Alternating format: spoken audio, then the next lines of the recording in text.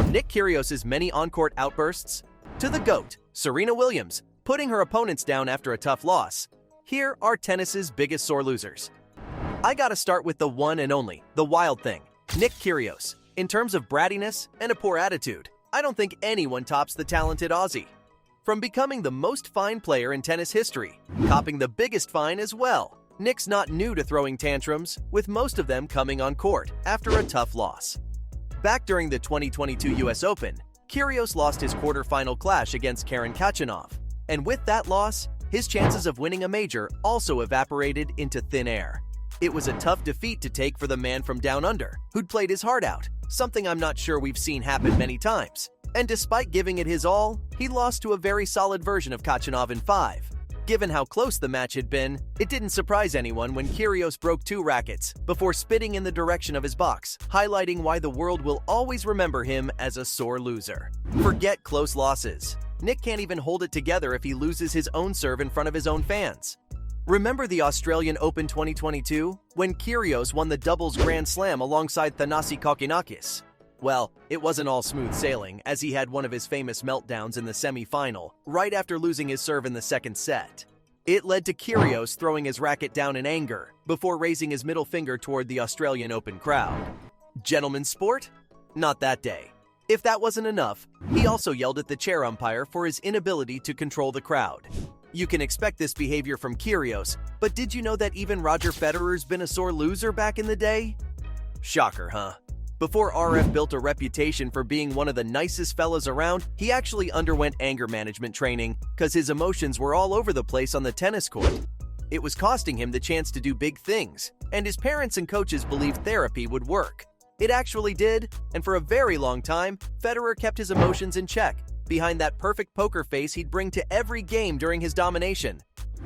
In 2009, though, just after he'd completed the career slam, Federer was all set to win another major at Flushing Meadows when he ran into the Argentine hammer in the final. Juan Martín del Potro still looks back with so much pride over his performance that day because it frustrated prime Federer, who couldn't live with the intensity of Delfo's insane forehand. After outplaying the Swiss maestro, del Potro won his first major. Meanwhile, Federer was so angry with the result that in the post-match press conference, he did nothing but spout out excuses. The wind was too strong, the sun was in my eyes. Come on, man, give Delpo some credit and just admit you lost. This saga damaged his reputation, but Federer kept it in check, with only a few moments of madness coming through. It's understandable with Roger, given how much he's done for the sport, but his mask definitely slipped a couple of times. He'd make excuses for his own loss, ignoring the level it was needed to defeat someone like him, but that's the price you pay for greatness. Unfortunately, when Novak Djokovic does it, people don't give him the same free pass as Federer. The most recent example has to be Wimbledon 2023, when Noel smashed the crap out of his racket after getting broken in the 5th set against Carlos Alcaraz. A closer look at his career gives us plenty of other instances when Djokovic couldn't handle a defeat. Most of the time, he's gracious after a loss. But maybe it's the level these folks play at that it's very hard to stay composed, especially after a tough loss. That's why Novak's broken plenty of rackets in frustration throughout his career, while also blaming conditions and injuries for his losses, instead of accepting he got outplayed. Remember the 2021 US Open when Daniel Medvedev was absolutely schooling the Serb and he smashed his racket before going on to imply that he was tired, which is why he lost. To be fair, he came into the final after winning all the other majors that year, so tiredness might have played a part in his loss. But surely, it wouldn't have taken a lot to just praise Med's clinical display, not to mention the reputation he had early in his career for mid-match retirements, because he couldn't handle one-sided defeats. It got so bad that the likes of Andy Roddick and others made fun of the Joker, while saying he liked to fake injuries. Madness. On the topic of all-time greats, I've got to include Martina Hingis, who had an incredibly long tennis career. While she broke plenty of records, winning every major except for the French Open, Hingis never learned sportsmanship and was a very bad loser throughout her career.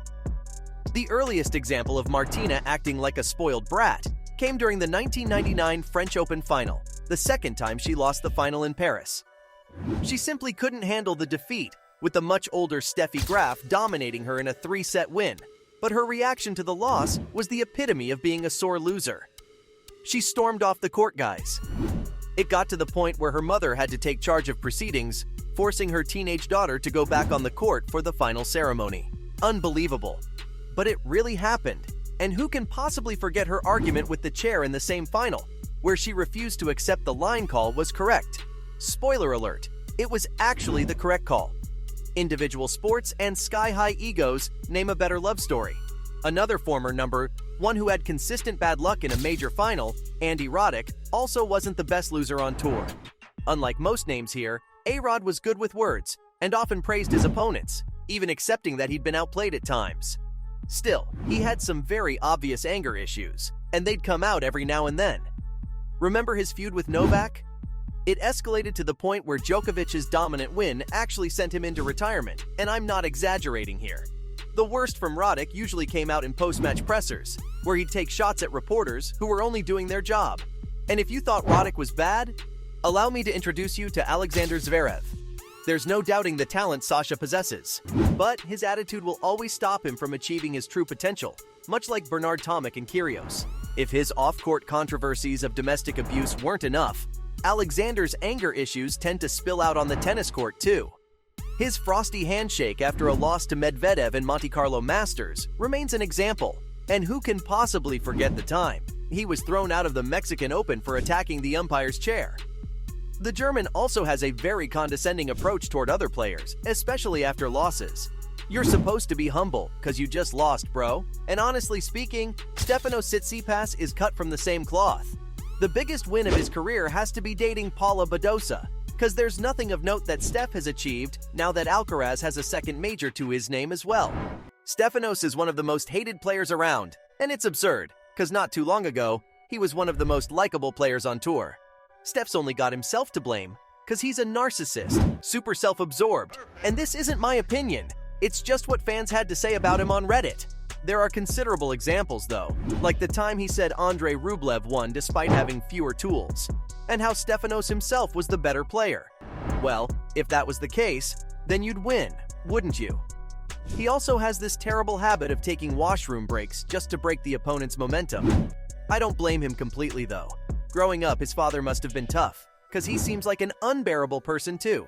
Yet, Serena Williams, surprisingly, takes the cake for being the biggest sore loser in the world of tennis. Of course, her attitude goes under the radar, cause she lost very few times. But due to her dominance, she found it very hard to take losses. I'll never forget the way she disrespected Caroline Wozniacki after losing the 2012 Sony Ericsson Open to her, saying how she'd only played at 20%. A moment of silence for Caroline, who'd hit a dead end every time she'd played Serena before this meeting. And the one time she outplayed the GOAT, she still didn't get a compliment from the legend. There are so many other instances too, from fighting with chair umpires over line calls, where she was in the wrong and everyone knew it, to almost never acknowledging that she'd lost to the better player. So, from the GOAT being unable to praise her opponents after a loss, to Nick Kyrgios and his many on-court outbursts, these were the biggest sore losers in tennis.